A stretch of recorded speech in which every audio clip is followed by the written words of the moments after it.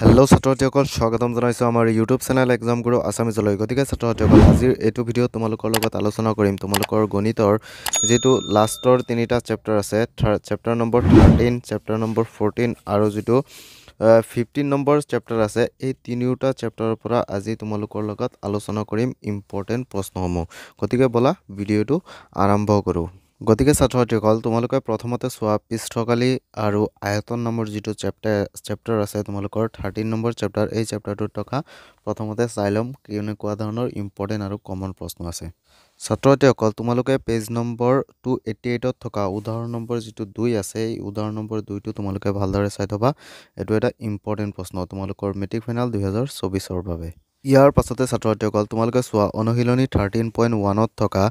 যেটো 2 নম্বৰ প্ৰশ্ন আছে এই 2 নম্বৰ প্ৰশ্নটো চাবা আকৌ এই 3 নম্বৰ প্ৰশ্নটো চাবা এই দুটা প্ৰশ্ন খুবই এটা ইম্পৰ্টেন্ট প্ৰশ্ন তোমালোকৰ মেট্ৰিক ফাইনাল 2024 ৰ বাবে 2 3 আৰু 6 নম্বৰ প্ৰশ্নটো চাই থবা ইয়াৰ পাছতে ছাত্ৰসকল তোমালোকে সোৱা যে পেজ নম্বৰ 294 ত থকা যেটো 4 নম্বৰ 5 নম্বৰ আৰু 6 নম্বৰ এই তিনিটা প্ৰশ্ন তোমালোকে ভালদৰে শিকি থবা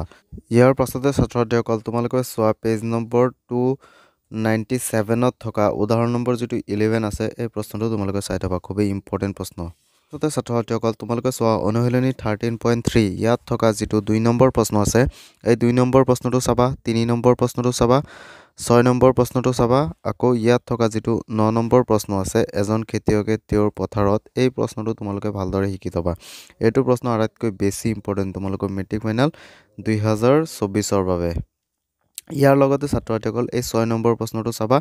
এই 6 নম্বৰ প্ৰশ্নটো বেছি ইম্পৰ্টেন্ট ছাত্ৰসকল মই যিখিনি প্ৰশ্ন দেখুৱাই আছো এই গুটেইখিনি প্ৰশ্ন তোমালোকে ভালদৰে শিকি থবা নহলে পিছত এক্সামত গৈ তোমালোকৰ ময়ে হৈ যাব পাছতে ছাত্ৰসকল তোমালোকে সোৱা তোমালোকৰ যেটো হাৰাংশ আছে চেপ্টাৰটো লাষ্টত এই হাৰাংশখিনি তোমালোকে এবাৰ হলেও এটা ৰিডিং মাৰিবা কাৰণ বেছিভাগ এমসিকিউ এইখিনিৰ পৰাই থাকে ছাত্ৰসকল ইয়াৰ পাছতে সোৱা তোমালোকে পৰিসংখ্যা নামৰ যেটো চেপ্টাৰ আছে 14 নম্বৰ চেপ্টাৰ ইয়াত থকা আটাইতকৈ ইম্পৰ্টেন্ট যেবোৰ প্ৰশ্ন আছে এই প্ৰশ্নসমূহ হ'ল 14.1 ত থকা 3 নম্বৰ প্ৰশ্নটো চাবা আকৌ যেটো 7 নম্বৰ কোৱেশ্চন আছে এই 7 নম্বৰ কোৱেশ্চনটো চাবা তাৰ পাছত ছাত্ৰসকল তোমালোকে অনুশীলনী 14.2 ত থকা 1 নম্বৰ প্ৰশ্নটো চাবা আৰু ইয়াৰ লগতে ছাত্ৰসকল তোমালোকে 2 নম্বৰ প্ৰশ্নটো ভালদৰে চাই থবা ইয়াৰ পাছত ছাত্ৰসকল পেজ নম্বৰ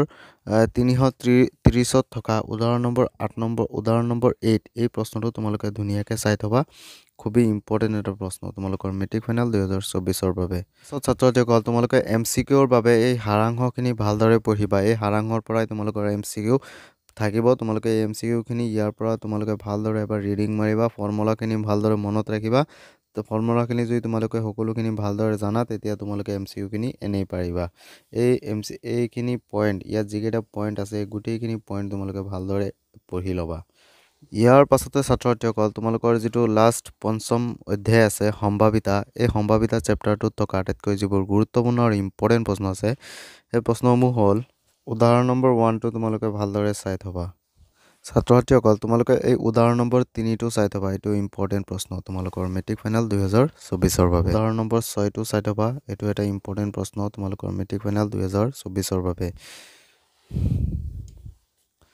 তাৰ পিছত তোমালোকে চাবা উদাহৰণ নম্বৰ 8 এটো এটা ইম্পৰ্টেন্ট প্ৰশ্ন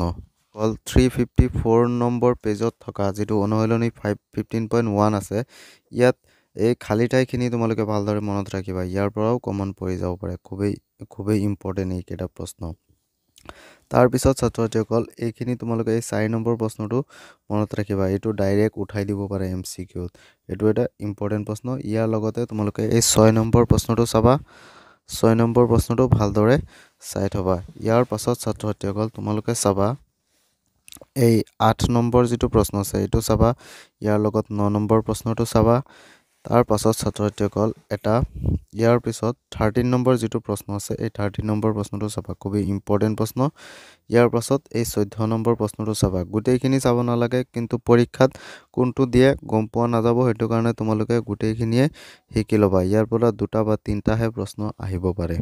গতিকে তোমালোকে এই 14 নম্বৰ আৰু 13 নম্বৰ এই দুটা প্ৰশ্ন ভালদৰে শিকিবা সিকিউৰ বাবে 15.3 হাৰাংশত সামাৰিত যিকেইটা পইণ্ট দি আছে ইয়াত 7টা পইণ্ট দি আছে এইখিনি তোমালোকে ভালদৰে শিকি লবা ইয়াৰ পৰা ডাইৰেক্ট কমন পৰিব এই নিশ্চিত ঘটনাৰ সম্ভাৱিতা কি অপশ্যনত দি দিব পাৰে গতিকে নিশ্চিত ঘটনাৰ সম্ভাৱিতা 1 আৰু অসম্ভৱ ঘটনাৰ সম্ভাৱিতা 0 গতিকে এই দুটা পইণ্ট মনত ৰাখিবা এই দুটা পইণ্টৰ পৰাই তোমালোকৰ MCQ এটা নহয় এটা আহিব একদম শিওৰ 100% MCQ আহিব গতিকে ছাত্ৰ-ছাত্ৰীসকল মই যিখিনি প্ৰশ্ন দেখুৱাই দিছো এতিয়ালৈকে তোমালোকক এই গোটেইখিনি প্ৰশ্ন তোমালোকে ভালদৰে শিকি লোৱা নহলে তোমালোকৰ পিছত এক্সামত গৈ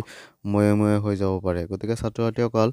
আজিৰ ভিডিওটো আছিল ইমানেই যদি ভিডিওটো চাই অলপো ভাল পালা তেনেহলে ভিডিওটোত এটা লাইক কৰি দিবা আৰু আমাৰ চেনেলত যদি নতুনকৈ আহিছা তেনেহলে প্লিজ আমাৰ চেনেলটো সাবস্ক্ৰাইব কৰি দিবা